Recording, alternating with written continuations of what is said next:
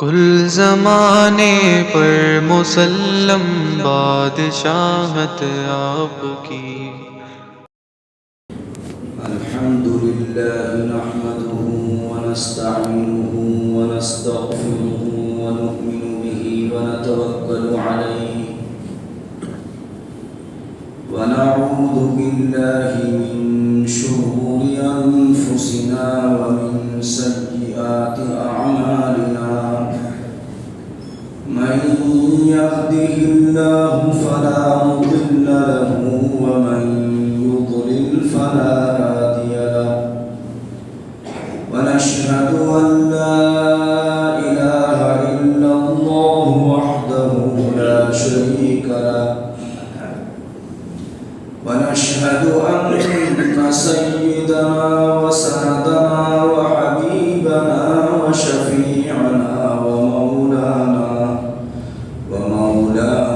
محمدا عبده ورسوله صلى الله تبارك وتعالى عليه وعلى آله وأصحابه وأزواجه وذرياته وبارك وسلم تسليما كثيرا أما بعد فأعوذ بالله من الشيطان الرجيم بسم الله الرحمن الرحيم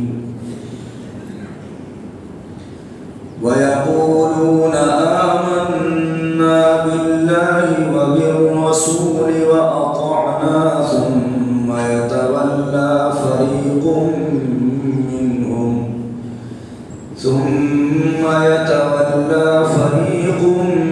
منهم من بعد ذلك وما أولئك بالمؤمنين وإذا دعوا إلى الله ورسوله ليحكم بينهم إذا فريق منهم معرضون وإن يكن لهم الحق يأتوا إليه مذعنين أفي قلوبهم مرض أم ارتابوا أم يخافون أن يحيف الله عليهم ورسوله بل أولئك هم الظالمون إنما كان قول المؤمنين إذا دعوا إلى الله ورسوله ليحكم بينهم أن يقولوا سمعنا وأطعنا وأولئك هم المفلحون ومن يطع الله ورسوله ويخشى الله ويتقه فأولئك هم الفائزون وأقسموا بالله جهد أيمانهم لئن أمرتهم ليخرجن قل لا تقسموا طاعة معروفة إن الله خبير بما تعملون قل أطيعوا الله وأطيعوا الرسول فإن تولوا فإنما عليه ما حمل وعليكم ما حملتم وإن تطيعوه تهتدوا وما على الرسول إلا البلاغ المبين صدق الله مولانا العلي العظيم.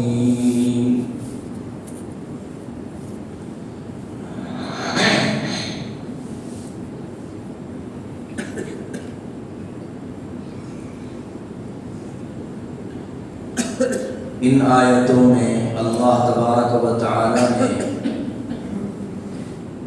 ایک خاص واقعہ بیان فرمایا ہے اور منافقوں کی وہ واقعہ بھی منافق کا ہی ہے، اور منافقین کی بعض صفتیں، بعض خرابیاں، اور ان کے مقابلے میں مومنین کی صفت بیان فرمائی گئی۔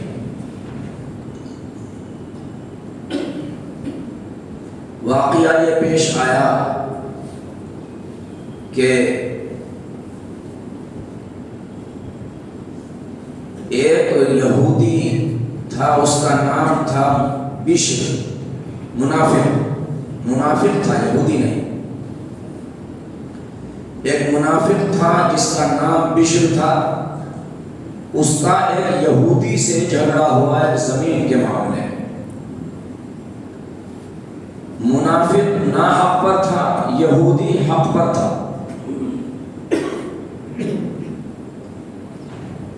یہودی نے کہا کہ مقدمہ محمد کے پاس لے کر چلو صلی اللہ علیہ وسلم۔ وہ بشر منافق کہتا تھا کہ نہیں، مقدمہ لے کر چلو کعب بن اشرف یہودی کے پاس۔ الٹا ہو رہا تھا معاملہ۔ یہ بظاہر مسلمان تھا، اندر سے ہی کافر تھا، مگر ظاہر میں تو مسلمان تھا، اسلام کا دعویٰ کرتا تھا۔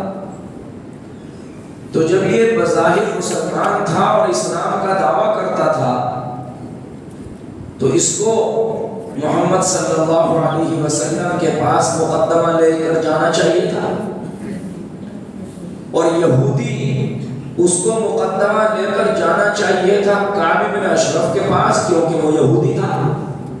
کعب بن اشرف بھی یہودی تھا، لیکن معاملہ الٹا ہو رہا تھا۔ منافق کہتا تھا جو ظاہر میں مسلمان تھا کہ مقدمہ لے کر چلو کعب بن اشرف کے یہودی کے پاس، اور یہودی کہتا تھا کہ مقدمہ جائے گا محمد کے پاس صلی اللہ علیہ وسلم۔ مقصد کیا تھا دونوں کا؟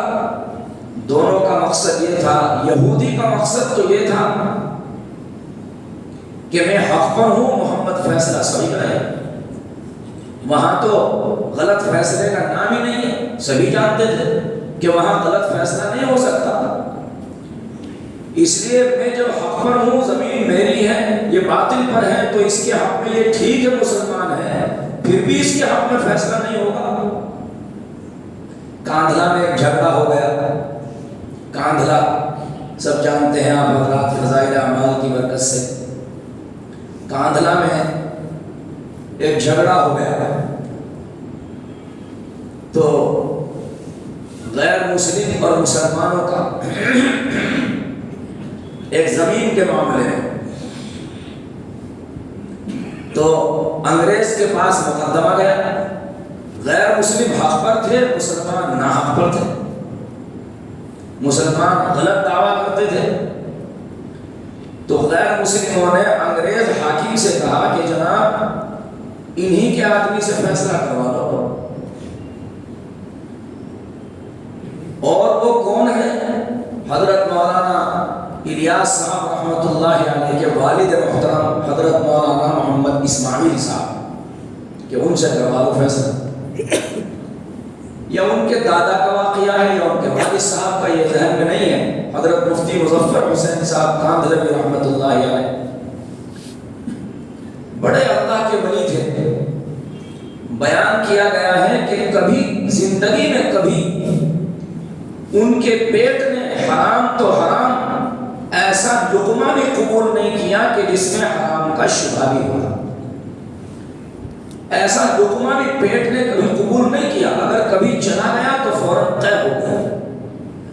کبھی زندگی میں حرام کے شبہ کا لقمہ ان کے پیٹ میں نہیں گیا۔ ایسے اللہ کے ولی تھے۔ ایک مرتبہ ایک اور واقعہ ان کا یاد آیا۔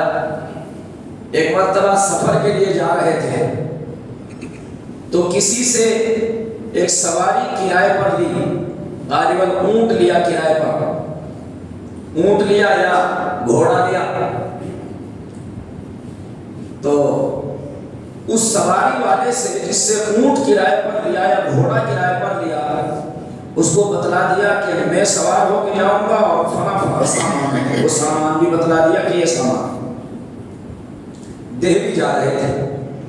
کسی شخص نے کہا کہ حضرت آپ دہلی جا رہے ہیں، میرا یہ خط لے کر کے چلے جائیں، خط میں کوئی وزن نہیں ہے زیادہ۔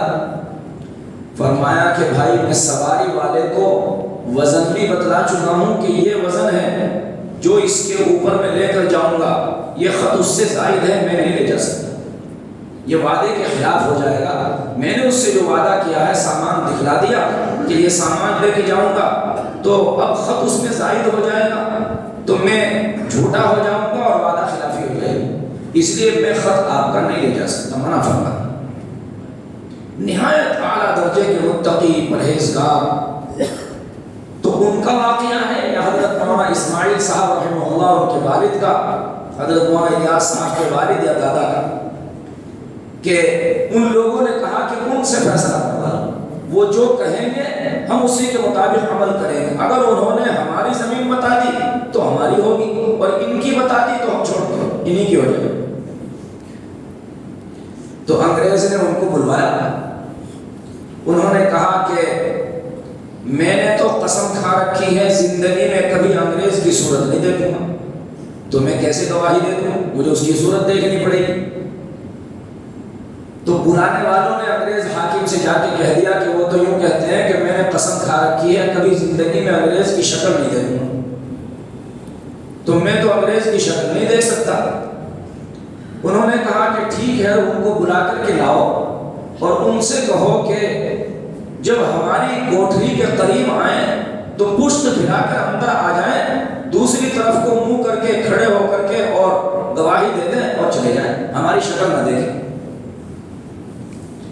چنانچہ حضرت تشریف لے گئے، پشت پھرا کر کے اور وہاں پر کھڑے ہو کر انگریز کے سامنے پشت پھرا کر کے اس کی طرف کو پیٹ کر کے گواہی دی کہ یہ زمین مسلمانوں کا، اس پر مقدمہ غلط ہے، یہ زمین غیر مسلموں کی، گواہی دے کر کے تشریف لے نکل کے آ گئے۔ انگریز نے فیصلہ لکھا کہ آج مسلمان ہار گئے مگر اسلام جیت گیا، اسلام جیت گیا، مسلمان ہار گئے، یہ انگریز نے فیصلہ لیا۔ غیر مسلم جیت گئے، مسلمان ہار گئے مگر اسلام جیت گئے۔ تو کسی نے اس سے اس کا مطلب پوچھا، اسلام جیتنے کا کیا مطلب؟ تو انہوں نے کہا اسلام کے جیتنے کا مطلب یہ ہے کہ اسلام جو ہے وہ بالکل سچا مذہب ہے، اسلام میں سچائی ہے، غیر مسلم مسلمان جھوٹ بول رہے تھے مگر اسلام میں سچائی ہے، اسی لیے انہوں نے اسلام مذہب کے مطابق بالکل سچی گواہی دی۔ تو یہ انہوں نے انگریز نے فیصلہ کیا۔ بہرحال عرض کرنے کا مطلب یہ ہے کہ مجھے بتانے کی بات یہ تھی کہ حضرت نے یہ گواہی دی کہ غیر مسلم حق پر ہیں اور مسلمان نہ حق پر ہیں، زمین مسلمانوں کے لیے غیر مسلموں کی۔ تو کعب بن اشرف یہودی کے پاس وہ منافق مقدمہ لے کے جانا چاہتا تھا، اور وہ یہودی محمد صلی اللہ علیہ وسلم کے پاس، اسے معلوم تھا جیسے ان غیر مسلموں کو معلوم تھا کہ زمین ہماری ہے اور یہ شخص فیصلہ اور گواہی صحیح لینے غلط نہیں دے سکتے، اس لیے ان کو یقین تھا اس بات کا۔ یہاں بھی یہودی کو یقین ہے کہ محمد صلی اللہ تعالی علیہ وسلم فیصلہ بالکل صحیح کریں گے، وہاں غلط اور جھوٹ کا نام و نشان نہیں ہے، میرے حق میں فیصلہ ہوگا، پکی بات ہے، میں حق پر ہوں۔ اور منافق کے دل میں کیا بات تھی؟ منافق کے دل میں یہ بات تھی کہ کعب بن اشرف وہ تو بے شرم آدمی ہے، بے غیرت ہے اور انتہائی خبیث قسم کا آدمی ہے، تو اس کو رشوت دے کر کے، وہ تو رشوت خور آدمی ہے کعب بن اشرف، تو رشوت دے کر کے اور اس کو اپنے مطابق فیصلہ کروانا، منافق کے دل میں یہ بات تھی، تو تیار نہیں ہوا، یہودی تیار نہیں ہوا۔ مسلمانوں نے بھی، بعضوں نے اس کو شرم دلائی اس منافق کو کہ تو مسلمان ہو کر کے اور کعب بن اشرف کے پاس مقدمہ لے جانا چاہتے ہیں، تجھے شرم نہیں آتی؟ محمد صلی اللہ تعالیٰ علیہ وسلم کے پاس مقدمہ لے کر جانا چاہیے، جیسا کہ یہودی کہہ رہا ہے۔ شرم کی وجہ سے وہ تیار ہو گیا، دل سے تیار نہیں ہوا۔ دونوں حضور اقدس صلی اللہ تعالیٰ علیہ وسلم کے پاس گئے۔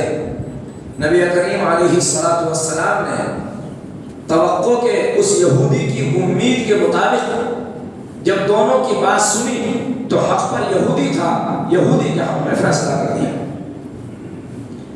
یہاں واقعہ اتنا ہی بیان فرمایا گیا ہے، اسی کی طرف اشارہ کیا گیا ہے، لیکن 5ویں پارے میں پاؤں پر، 5ویں پارے میں والمحصنات کے بارے میں پاؤں پر یہ واقعہ، اس واقعے کو اور مزید تفصیل سے بیان کیا گیا ہے۔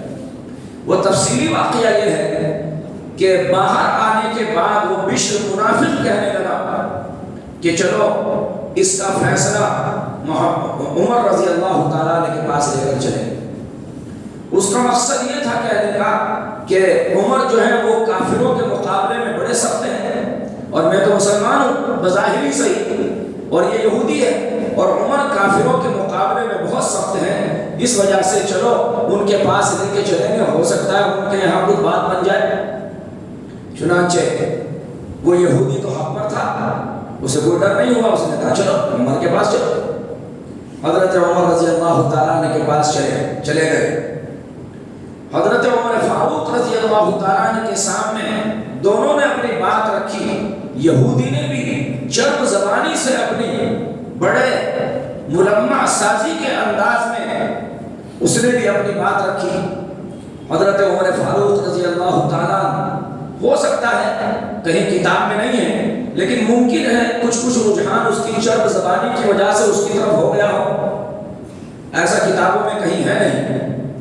تو یہودی نے یہ بات کہہ دی حضرت عمر فاروق رضی اللہ تعالیٰ عنہ سے کہ حضور اقدس صلی اللہ تعالیٰ علیہ وسلم کے پاس بھی مقدمہ ہم لے کر گئے تھے اور آپ نے میرے حق میں فیصلہ فرمایا ہے۔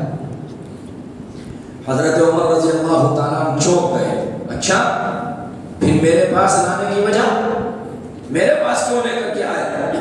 محمد صلی اللہ تعالیٰ علیہ وسلم نے فیصلہ کر دیا اور اس کے حق میں فیصلہ کر دیا، پھر بھی اس نے فیصلہ نہیں مانا کہ ہاں فیصلہ نہیں مانا۔ اس سے پوچھا کہ کیا ایسا ہی ہے؟ اس نے ہاں دبی زبان میں اقرار کیا کہ ہاں ایسا ہی ہے، وہاں سے فیصلہ کر کے آپ کے پاس آئے۔ حضرت عمر فاروق رضی اللہ تعالیٰ نے فرمایا بیٹھو ابھی آتا ہوں۔ اندر تشریف لے گئے، تلوار لے کر کے آئے اور اس کی گردن اڑا کے کہا جو محمد کے فیصلے کو نہ مانے اس کا فیصلہ یہ ہے، اور قتل کر دیا اس منافق۔ اب منافقین شور مچانے لگے، لو صاحب ایک مسلمان کو قتل کر دیا عمر نے، اور ایسا کر دیا اور ایسا کر دیا، بہت شور مچایا۔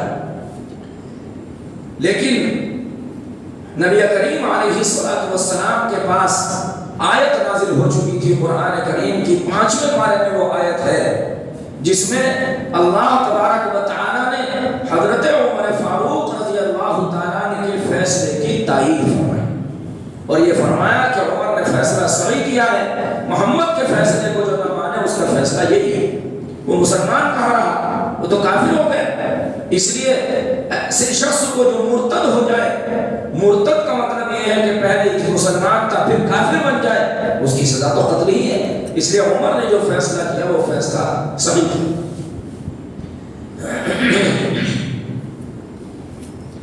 آیتوں میں اسی واقعے کی طرف اشارہ اور منافقین کی برائی بیان کی گئی، فرمایا گیا ہے وَيَقُولُونَ آمَنَّا بِاللَّهِ وَبِالرَّسُولِ وَأَطَعْنَا ثُمَّ يَتَوَلَّى فَرِيقٌ مِّنْهُم مِّن بَعْدِ ذَلِكَ وَمَا أُولَٰئِكَ بِالْمُؤْمِنِينَ۔ یہ واقعہ لا کر کے بیان کرنا مقصود کیا ہے؟ میں نے اس سے پہلے بھی یہ بات کہی، پھر کہتا ہوں، مقصود قصہ بیان کرنا نہیں ہے، مقصود جو ہے وہ نصیحت حاصل کرنا ہوتا ہے۔ کوئی بھی واقعہ، کوئی بھی قصہ، کوئی بھی کہانی اس کو بیان کیا جائے تو اس کا مقصد صرف یہ نہیں کہ کہانی بیان کر دی گئی، قصہ بیان کر دیا گیا بس ختم، نہیں، مقصود اس کا یہ ہوتا ہے کہ اس سے نصیحت حاصل کی جائے، اس سے عبرت حاصل کی جائے اور اس کو اپنی زندگی میں اس سے نصیحت حاصل کر کے اس پر عمل کیا جائے۔ اس واقعے کا مقصد کیا ہے؟ اس واقعے کا مقصد یہی ہے کہ مسلمانوں کو اور مومنوں کو چاہیے اللہ و رسول کے حکم کے مطابق فیصلہ کرائیں اور خوش دلی کے ساتھ اس پر عمل کریں، خوش دلی کے ساتھ۔ قرآن کریم میں 5ویں پارے میں اللہ تعالیٰ نے ارشاد فرمایا فَلَا وَرَبِّكَ لَا يُؤْمِنُونَ حَتَّى يُحَكِّمُوكَ فِيمَا شَجَرَ بَيْنَهُمْ ثم لا يجدوا في أنفسهم حرجا مما قضيت ويسلموا تسليما۔ اللہ تبارک و تعالیٰ نے کس قدر تاکید کے ساتھ بات فرمائی، فلا وربک لا یؤمنون، قسم ہے تیرے رب کی۔ اللہ تبارک و تعالیٰ سے زیادہ سچا کون ہو سکتا ہے؟ ومن اصدق من اللہ حدیثا، اللہ سے زیادہ سچا کوئی نہیں، اللہ سب سے زیادہ سچا ہے۔ قل صدق اللہ، کہیے کہ اللہ تبارک و تعالیٰ نے سچ بولا ہے، اللہ تعالیٰ سچا ہے، اللہ تعالیٰ کا یہاں جھوٹ کا احتمال نہیں ہے۔ تو اللہ تبارک و تعالیٰ نے ارشاد فرمایا قسم کھا کے، خدا کی قسم، تیرے رب کی قسم، فلا وربک لا یؤمنون۔ اللہ تبارک و تعالیٰ نے 2 مرتبہ لا فرمایا، شروع میں بھی فلا وربک لا یؤمنون، نہیں تیرے رب کی قسم وہ ایمان والے نہیں، تاکید در تاکید ہے۔ پہلے نہیں فرمایا، پھر قسم کھائی، پھر نہیں فرمایا، نہیں تیرے رب کی قسم وہ مومن نہیں۔ فلا وربک لا یؤمنون، کون؟ حتی یحکموک فیما شجر بینہم، جب تک اپنے جھگڑے میں آپ سے فیصلہ نہ کرائیں تب تک مومن نہیں ہے۔ اس کے بعد فرمایا حتی یحکموک فیما شجر بینہم ثم لا یجدوا فی انفسہم حرجا مما قضیت، پھر اس کے بعد آپ جب فیصلہ کرتے ہیں تو آپ کے فیصلے سے اپنے دل میں کوئی تنگی بھی نہ پائیں، وَيُسَلِّمُوا تَسْلِيمًا، اور خوش دلی سے اسے قبول کریں، بس سمجھ لو ہم مومن ہیں ورنہ مومن نہیں۔ اسی لیے علماء اس بات پر زور دیتے ہیں، علماء اس بات پر زور دیتے ہیں کہ شریعت کے مطابق اپنے مقدمات حل کرانے چاہیے، شریعت کے مطابق اپنے درمیان فیصلے کرانے چاہیے، اور جب شریعت کے مطابق فیصلہ ہو جائے اب اس کو دل و جان سے منظور کر لیں، چاہے اپنے دل پر کتنے ہی آرے چلے، کتنا ہی زور پڑے، لیکن اس کو تسلیم کر لینا چاہیے، اس لیے کہ اگرچہ مقدمے میں ایک فریق ہار جائے گا مگر اللہ تبارک و تعالیٰ کے یہاں اسے ایسا عجیب و غریب بدلہ ملے گا کہ اس کا اندازہ نہیں لگا سکتا۔ اس لیے اللہ و رسول کے فیصلے کے مطابق فیصلہ کرانا چاہیے۔ مشہور ہے دارالعلوم دیوبند کے محتمیم صاحب حضرت مفتی ابوالقاسم صاحب علماء کے مجمع میں سنا رہے تھے اسی مسئلے میں کہ شریعت کے مطابق اپنے معاملات کو حل کرانا چاہیے، اور علماء کو وہ نصیحت کر رہے تھے، علماء ہی علماء تھے سب، وہ ان کو فرما رہے تھے، نصیحت کر رہے تھے علماء کو کہ عوام میں اس بات کو بتلایا جائے اور ان کی ذہن سازی کی جائے کہ اپنے مقدمات اور اپنے معاملات شریعت کے مطابق حل کرائیں، اور دنیا کی عدالتوں میں اپنے معاملات کو نہ لے جائیں بلکہ شریعت کے مطابق اپنے فیصلے کرائیں، اپنے معاملات کو حل کرنا چاہیے۔ اسی سلسلے میں حضرت نے ایک واقعہ سنایا، فرمایا کہ کسی جگہ کا واقعہ ہے، 2 بھائیوں میں برابر دونوں کی زمین ہے، دونوں کی زمینوں کے بیچ میں ایک درخت کھڑا ہوا تھا۔ تو حضرت نے فرمایا کہ اس درخت پر دونوں کی لڑائی ہو گئی کہ یہ درخت کس کا ہے۔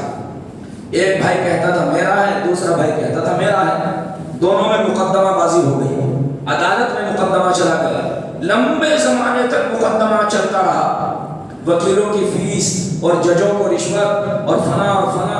فرماتے ہیں حضرت نے واقعہ میں نے اپنے کانوں سے سنا، حضرت نے فرمایا کہ دونوں کی زمین بک گئی، ادھر کی بھی اور ادھر کی بھی، دونوں کی زمین مقدمات میں ختم۔ اس کے بعد دونوں میں فیصلہ ہوا، آپس میں لوگوں نے فیصلہ کرایا، بھائی آدھا درخت اس کا اور آدھا درخت اس کا۔ اللہ اکبر۔ زمین بکنے کے بعد، اتنے لمبے زمانے دشمنی کے بعد، دونوں میں جھگڑا کے بعد فیصلہ کیا ہو رہا ہے؟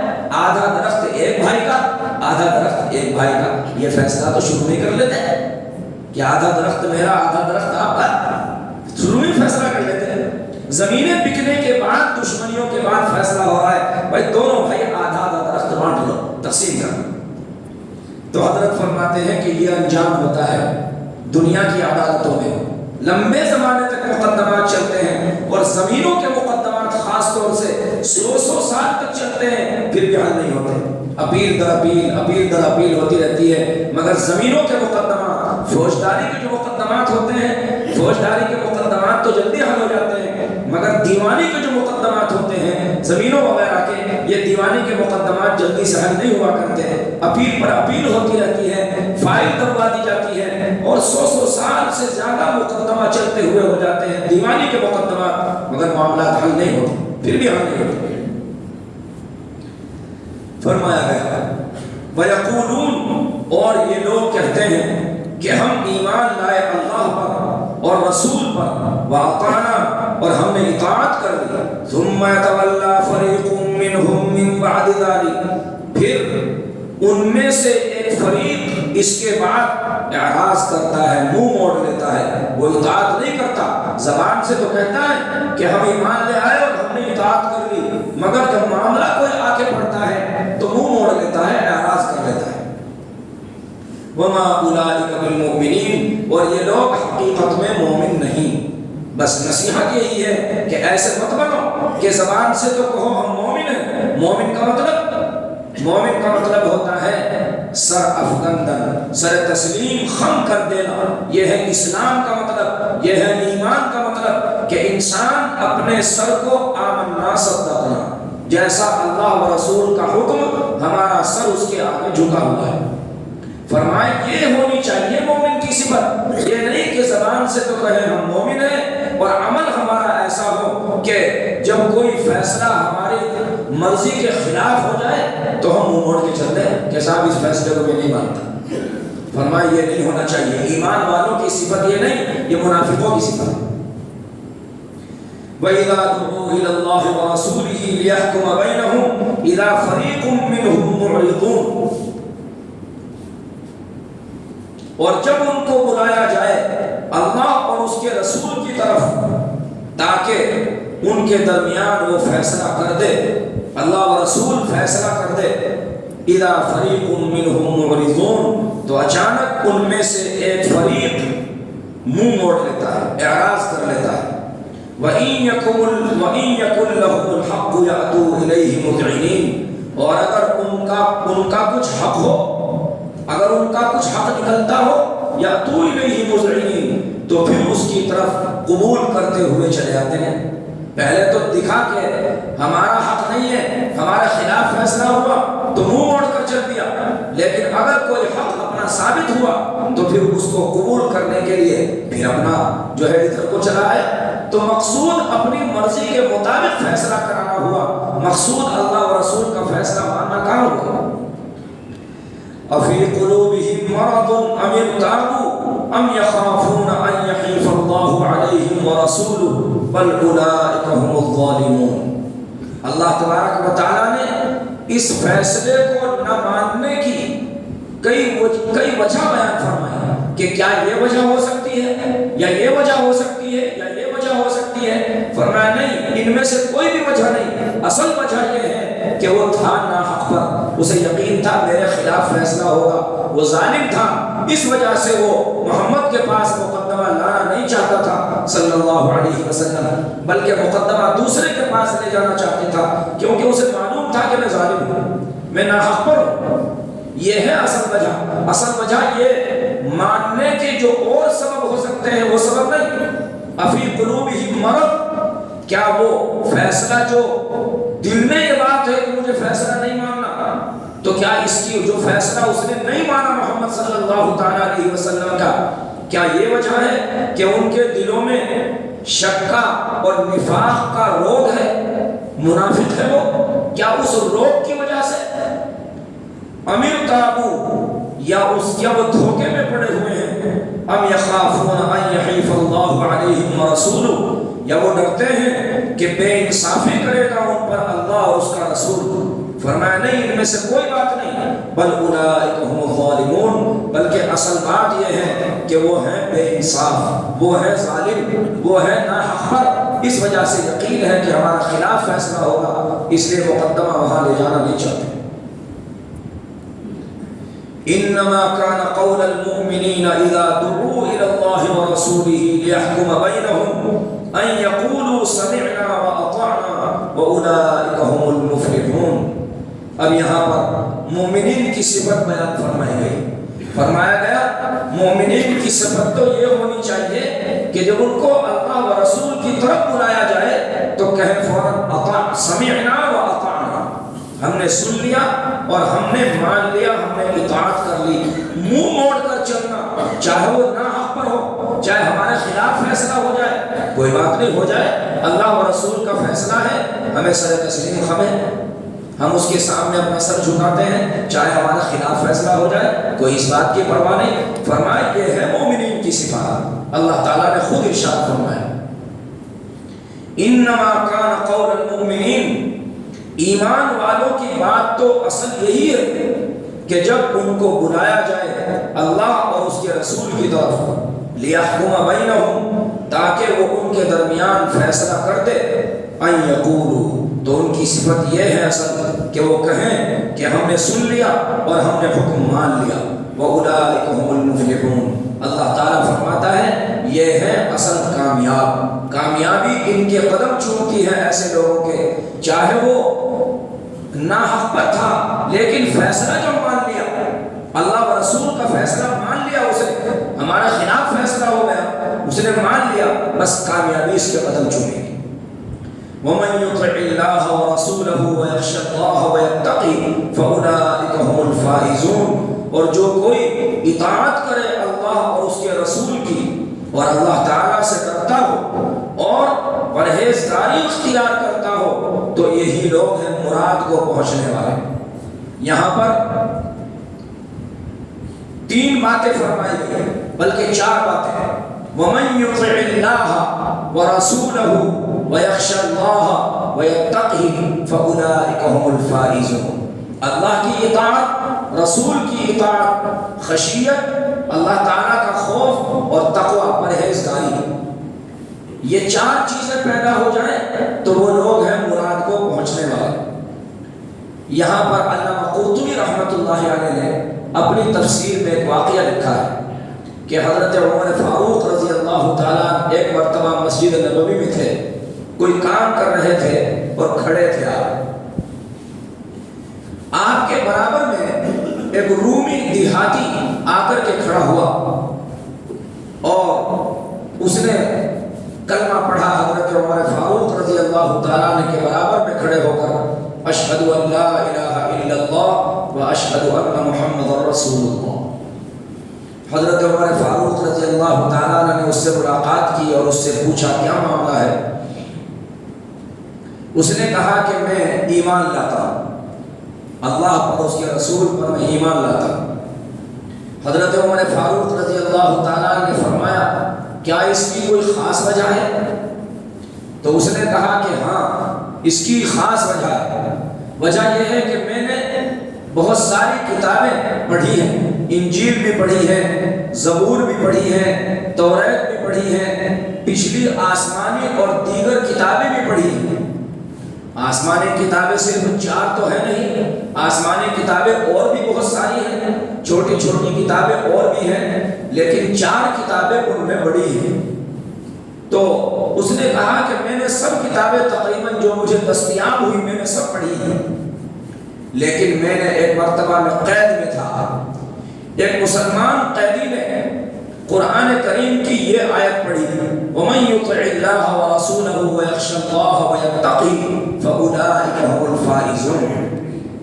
تو میں اس آیت کو سن کر کے اور ایمان لے آیا، مجھے یقین ہو گیا کہ یہ اللہ ہی کی طرف سے آیت ہو سکتی ہے، پیغمبر علیہ السلام کی طرف سے نہیں، ان کی اپنی گھڑی ہوئی نہیں ہو سکتی، یہ اللہ تعالیٰ کا کلام ہے۔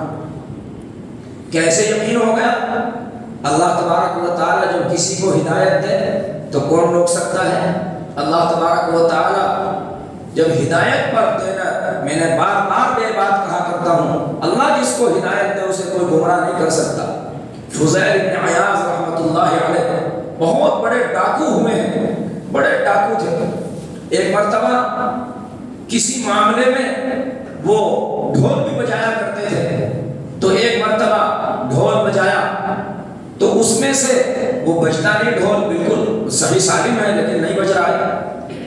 انہوں نے دیکھا کہیں کوئی خرابی ہے، لیکن کوئی خرابی ان کو معلوم نہیں ہوئی۔ دوبارہ پھر بجانا چاہا، پھر نہیں بجتا۔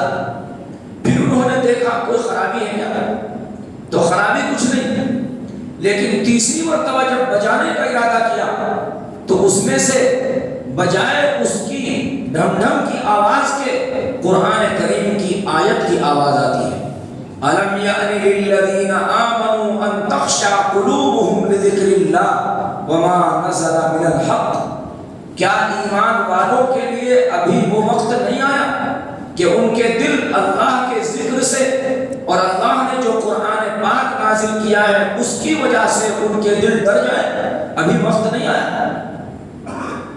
تو فضیل بن عیاض رحمۃ اللہ علیہ فوراً انہوں نے اللہ تعالیٰ کی طرف سے ہدایت ہوئی اور فوراً زبان سے نکلا، بلا یا رب قد آن، بلا یا رب قد آن، بے شک ہے میرے رب وہ وقت آ گیا، وہ وقت آ گیا۔ اور فوراً وہ ڈھول وغیرہ توڑے، ڈاکہ زمین سے توبہ کی اور بڑے اللہ کے ولی بنے ہیں۔ ہمارا جو بزرگوں کا سلسلہ ہے، بیعت کا جو سلسلہ ہے، اس میں ایک نام فضیل بن عیاض رحمۃ اللہ علیہ کا بھی آتا ہے۔ بڑے اللہ کے ولی، صاحب معرفت، اللہ کے ولی ہوئے ہیں فضیل بن عیاض رحمۃ اللہ علیہ۔ پہلے ڈاکو تھے، اللہ تعالیٰ نے ہدایت دے دی، اللہ تبارک و تعالیٰ نے ان کو راہ راست پر لانے کا ارادہ فرما لیا تو ڈھول کے ذریعے سے ان کو ہدایت دے دی، ڈھول کے ذریعے سے راستے پر لگا دیا۔ مشہور ہے، آپ حضرات نے اس سے پہلے بھی بار بار واقعہ سنا ہوگا، ابراہیم ابن ادھم رحمۃ اللہ علیہ کا بادشاہ تھے، عیش و عشرت میں پڑے ہوئے تھے، دنیا داری میں تھے مکمل، دین کی طرف کوئی توجہ نہیں تھی، اپنے محل میں سو رہے، رات کا وقت ہے، عشاء کے بعد کا، دیکھا اوپر سے دھم دھم کی آواز آ رہی کسی کے چلنے کی، باہر نکلے صحن میں، پوچھا کہ کون ہے؟ آواز دی کہ میں ہوں، یہاں پر میں اپنا اونٹ تلاش کر رہا ہوں۔ تو کہا کہ تو بڑا بے وقوف ہے، بادشاہوں کی محل کی چھتوں کے اوپر اونٹ ملیں گے کہیں؟ اس نے کہا آپ تو میرے سے بھی بڑے بے وقوف ہیں، کہیں محلوں کے اندر خدا ملتا ہے؟ جس حال میں تم ہو اس حال میں۔ چنانچہ ابراہیم ابن ادھم رحمۃ اللہ علیہ کو اسی بات سے ہدایت ہو گئی، فوراً محل کو چھوڑ کر کے نکل گئے اور ایک بزرگ کی خدمت میں چلے گئے اور بڑے اللہ تعالیٰ کے ولی بنے ابراہیم ابن ادھم رحمۃ اللہ علیہ، مشہور صوفی اور مشہور بزرگ ہوئے۔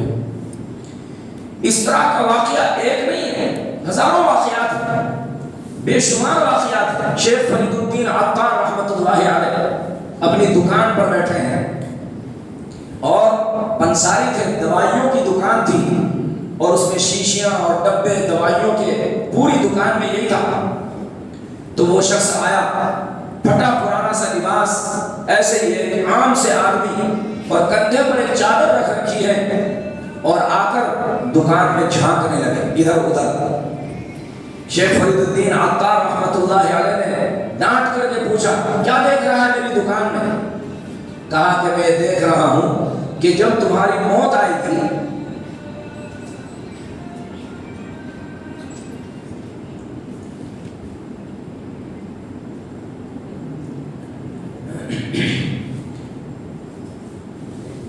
نعت کی گھنٹی رکھنا یا قرآن کریم کی گھنٹی رکھنا درست نہیں،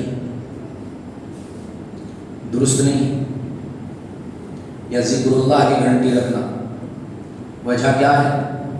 وجہ یہ ہے کہ اگر بیت الخلا میں گھنٹی آ گئی تو باتھ روم میں، تو اللہ کا نام وہاں لیا جائے گا، اور یہ درست نہیں۔ سادی گھنٹی رکھنی چاہیے، گانے کی گھنٹی رکھنا بھی جائز نہیں، اس لیے کہ وہ گانا ہے، گانا دل میں نفاق پیدا کرتا ہے، اور اللہ کے ذکر کی یا قرآن کریم کی آیت کی یا نعت کی گھنٹی رکھنا بھی صحیح نہیں، اس لیے کہ اس کی بے ادبی ہوتی ہے۔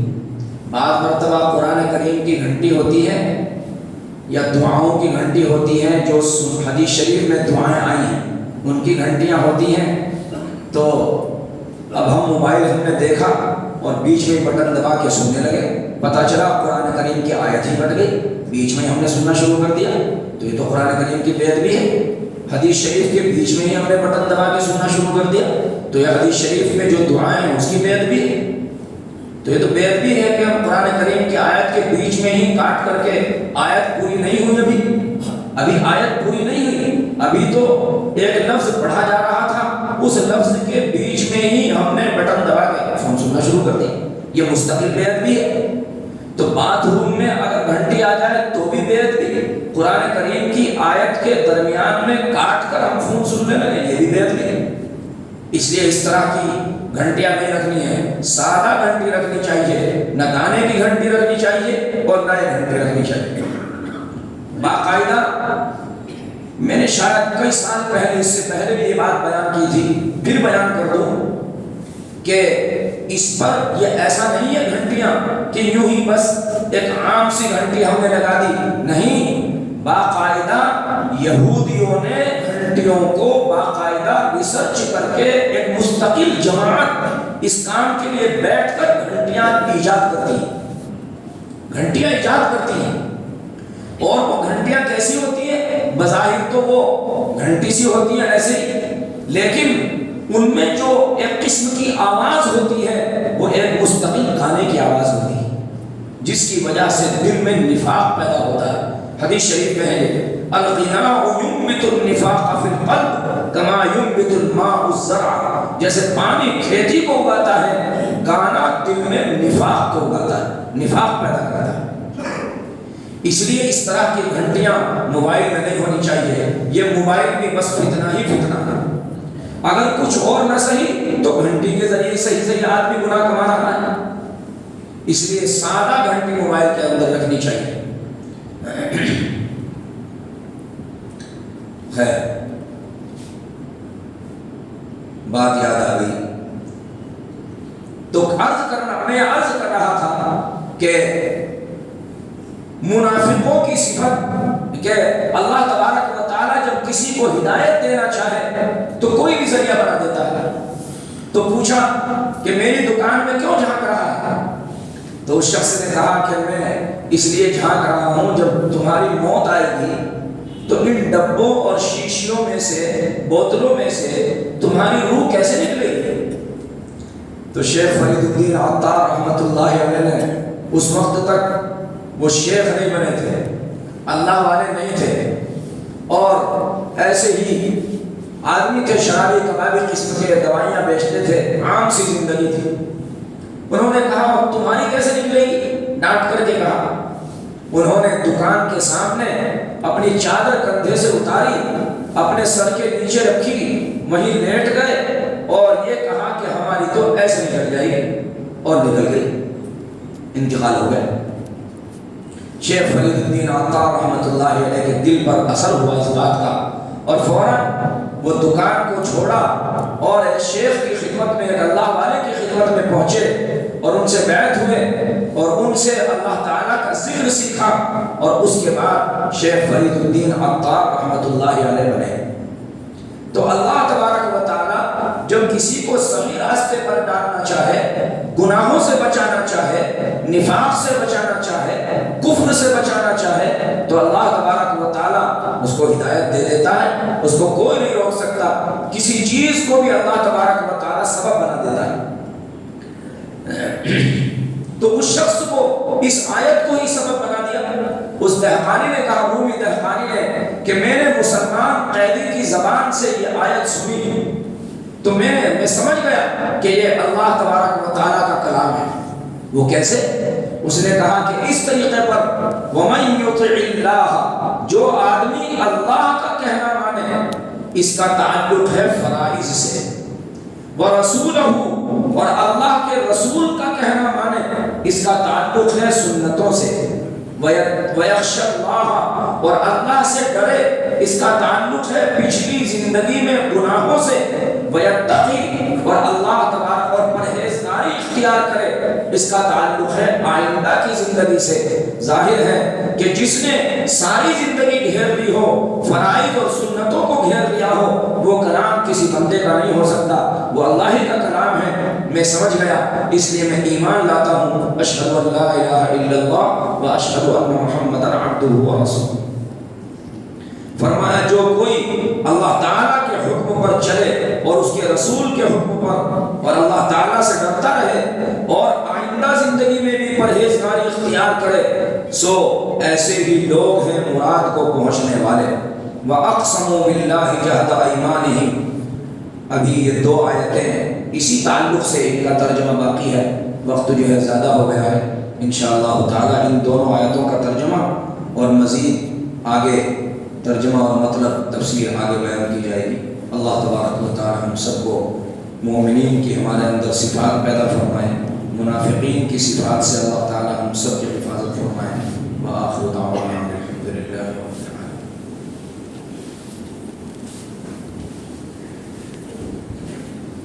الحمد للہ رب العالمین، الحمد للہ رب العالمین، الحمد للہ رب العالمین۔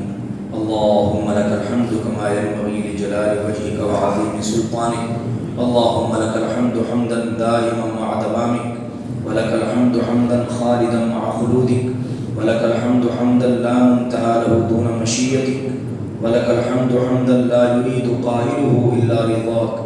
اللهم صل على سيدنا محمد وعلى آل سيدنا محمد وبارك وسلم۔ ربنا آتنا في الدنيا حسنة وفي الآخرة حسنة وقنا عذاب النار، وقنا عذاب القبر، وقنا عذاب الحشر، وقنا عذاب الدين، وقنا عذاب جهنم۔ ربنا لا تزغ قلوبنا بعد إذ هديتنا وهب لنا من لدنك رحمة إنك أنت الوهاب۔ اے اللہ ہم سب کے گناہوں کو معاف فرما، خطا قصوروں سے درگزر فرما۔ اے اللہ ہم سب کو ہر پریشانی سے محفوظ فرما، تمام آفات و بلیات سے ہم سب کی حفاظت فرما۔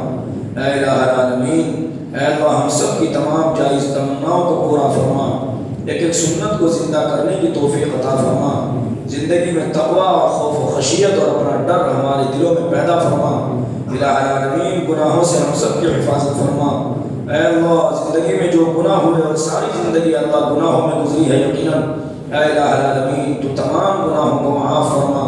اے اللہ نام اعمال سیاہ ہے، ہمارے پاس کوئی نیکی نہیں، اے الہ العالمین ہمارے نام اعمال کو پاک صاف فرما، گناہوں کو نیکیوں سے مبدل فرما۔ اے اللہ گناہوں کو نیکیوں سے بدل دیجئے۔ اے اللہ اپنی شفقت کی، اپنی محبت اور پیار کی نظر ہم سب کے اوپر ڈال دیجئے، رحم اور کرم کی نظر ڈال دیجئے۔ اے اللہ ہم سب آپ کے رحم و کرم کے محتاج ہیں، ہم سب کے حال پر رحم فرما، کرم فرما۔ اے اللہ الہ العالمین مغفرت کا معاملہ فرما، یا ارحم الراحمین و یا اکرم الاکرمین۔ اے داتاؤں کے داتا ہم سب کی مغفرت کے فیصلے فرما، زندوں کی بھی مغفرت کے فیصلے فرما۔ اے اللہ مردوں کی بھی مغفرت کے فیصلے فرما، خواتین کے مردوں کی سب کی مغفرت کے فیصلے فرما۔ اے اللہ سب کو سر سے پاؤں تک پاک صاف فرما، ایک ایک گناہ کو مٹا دے اللہ۔ اے اللہ ایک ایک گناہ کو مٹا دے۔ اے الہ العالمین ایمان کے بعد گناہی سے ہم سب کی حفاظت فرما، مرتے دم تک ایمان پر استقامت عطا فرما۔ اے اللہ اپنی رضامندی کے بعد ناراضگی سے حفاظت فرما، عافیت کے بعد مصیبتوں سے حفاظت فرما۔ اے اللہ الہ العالمین ہم سب کی عافیت نصیب فرما، دنیا میں بھی عافیت عطا فرما، موت کے وقت بھی عافیت عطا فرما، قبر میں بھی عافیت عطا فرمانا اور میدان محشر میں بھی عافیت عطا فرمانا۔ اے الہ العالمین ہم سب کی جائز تمناؤں کو پورا فرما، گھروں میں خیر و برکت عطا فرما، بیماروں کو شفا کاملہ عاجلہ مستمرہ عطا فرما۔ اے اللہ جو جس لائن سے پریشان ہو، اپنے بچوں کی رشتوں کی لائن سے یا کاروبار کی لائن سے یا بیماری کی لائن سے، اے اللہ یا قرض کی لائن سے، اے اللہ تو سب کی پریشانی کو دور فرما۔ اے اللہ سب کی مصیبتوں کو آسان فرما، اے اللہ سب کی مشکلات کو آسان فرما۔ آقا علیہ الصلوۃ والسلام کی محبت کے طفیل ہم سب کی دعاؤں کو قبول فرما۔